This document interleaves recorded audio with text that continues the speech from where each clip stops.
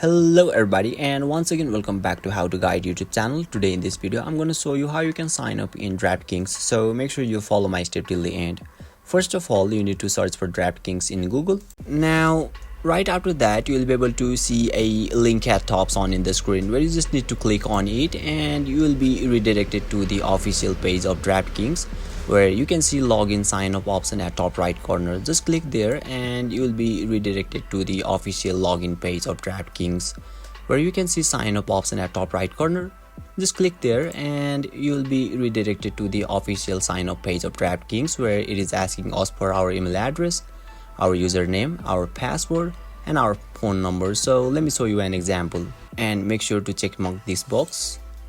And once your credential is completed, simply click on create account and you'll be able to sign up. So basically this is how you can sign up in DraftKings, and if you still encounter any issue during this process, feel free to leave a comment and I'll be happy to assist you. If you found this video helpful, please give it a thumbs up, and if you are new to this channel, make sure to hit the subscribe button and set the bell icon to on so that you can stay updated with our latest content.